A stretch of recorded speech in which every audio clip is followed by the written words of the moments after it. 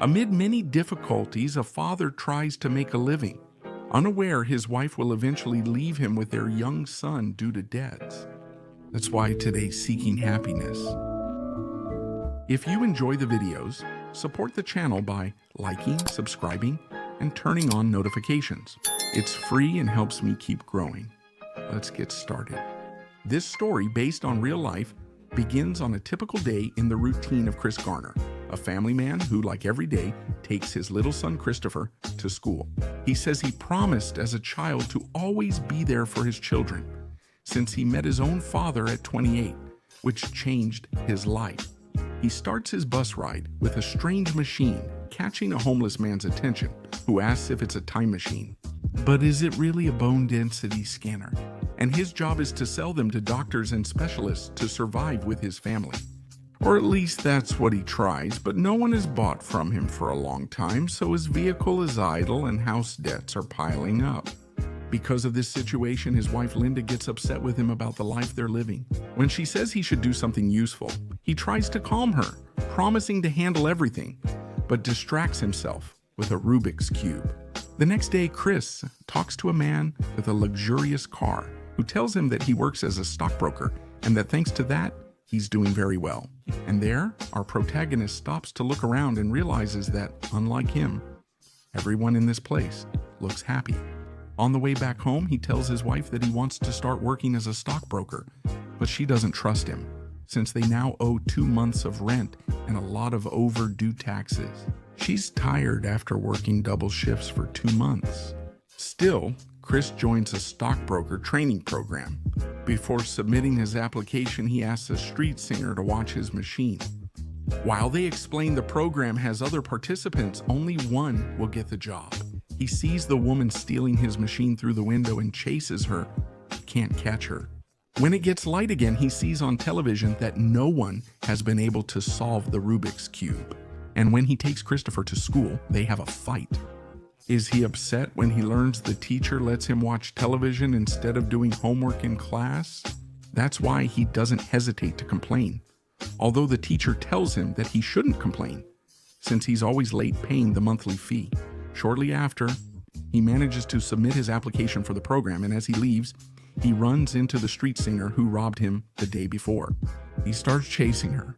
He tells us he invested all his savings when starting the business, believing he'd revolutionize the market.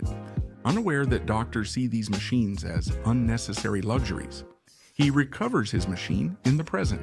And when he returns home, his wife is not happy to see him come back with it. Later, he makes his son very happy on his birthday by giving him the basketball he wanted so much. And shortly after, he argues again with Linda because she is tired of his failures. A few days later, Chris finds the man he gave his program application to and shares a taxi with him, since he tries to convince him to give him a chance. But this man, named Jay Twistle, is distracted by the Rubik's Cube, not paying attention to him. So Chris takes a risk and tells him that he can do it, and without knowing how, he manages to solve it completely in a short time, leaving Twistle completely impressed. But he gets out of the car without paying.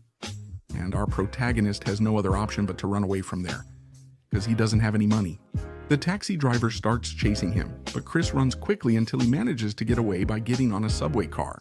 The bad news is that in the rush, he loses his machine. And because of this, he's late to pick up his son from school, causing his wife to miss her work shift. Through a phone call, Linda tells him that she packed her things because she has decided to leave him. At that moment, Chris thinks only of the United States Declaration of Independence, which mentions the pursuit of happiness. As if he knew that happiness is something we can only pursue. When he gets home, he receives a call from Twistle inviting him to the interviews, but he has no way to write down the phone number he needs to call. That's why he quickly goes to a store to write it down before he forgets. Hours later, he meets Linda and they start arguing again. When she says she's unhappy, Chris tells her she can leave, but their son will stay with him. That night, he brings Christopher home, and during the dinner, the landlord arrives to tell him he must move out. He's behind on rent, but convinces him to allow a few more days in exchange for painting the house. And later, things get even more complicated when the police take him into custody for the whole night because of the number of fines he still hasn't paid. To keep social services from taking his son, he asks Linda to pick him up from school. The next day, he rushes from the police station to his interview with Twistle, wearing old paint-stained clothes and making a poor first impression. So he tells them the truth about his arrest and how he performed in the interview. He is determined, and it turns out to be very good. The problem is that the program is unpaid. And now Chris isn't sure about accepting it because of his financial problems. Also, there were 20 candidates who would enter, but only one of them would get the job. If he agrees, he'll need to sell his 6 remaining machines to survive. Hours later, Linda returns with Christopher and admits she's leaving for New York, agreeing to let Chris keep his son. That's why he accepts the program invitation. He moves to a cheaper motel as days pass and watches his son play basketball on Saturday. While they're together, he tells him that although he's good at the sport, he shouldn't play constantly. Chris gives his son great advice, reminding him to pursue his dreams. No matter what people who haven't achieved their goals say, who will probably tell him that he won't make it, he should just focus on achieving them. Don't let anyone say you can't do something. Back again, we see that Chris finally managed to sell one of his machines, and he starts his training as a stockbroker on the right foot. They are told they must score 100 points on a final test to stay. During the break, he runs into the director, and while they're talking, he sees the homeless man from the beginning in the distance with his lost machine, so he runs after him. But at one point, a car hits him, and even though he's in pain and has lost one of his shoes, he decides to return to the training like this. Over time, he arrives early at the office and does favors for the coach, making him feel undervalued. Because at the same time, he works nonstop and goes all over the city looking for his son. Also, he's behind on the rent again. After 2 months without a sale, he finally schedules a meeting with a potential client. The coach asks him to move his car as a favor, causing him to miss the meeting. Still, Chris doesn't give up, and he comes up with the idea of visiting the house of this client named Walter, together with his son, to apologize for not making it on time the day of the meeting. The man invites them to the soccer game, and while sharing this experience, he wonders to himself if he will ever succeed by following this path. Chris fails to close the deal with Walter. He is satisfied seeing his son happy and also gains contact info of other potential clients. After 4 months, he sells all the machines and things go well. Until one day he receives a letter where the government notifies him that they took money from his earnings because of his tax debt. Now he only has $24 in his bank account, so he decides to go to a friend to collect the $14 he owes him from an old bet. But he tells him they're even because he helped him move. He grows frustrated and unfortunately can't hide it from his son. He sees the homeless man with one of his old machines in a park and successfully gets it back. He tries to sell it as a last resort for some money, but finds the machine doesn't work. When night falls, he and his son return to the motel and discover they've been evicted for not paying. Chris tries to get help from his friend from the bet, but he doesn't succeed. He has no choice but to go to the subway, unsure where he'll spend the night.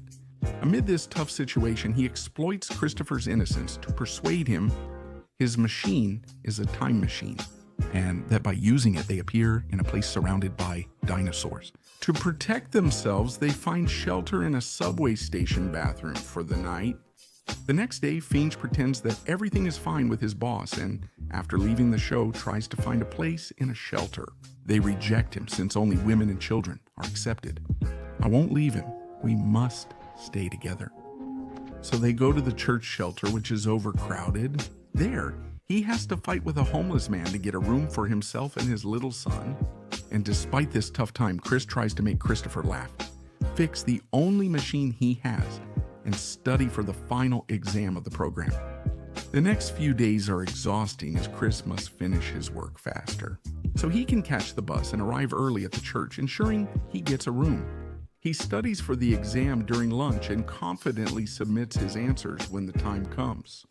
After leaving the company, he runs into a man from the game with whom he planned to finalize a business deal.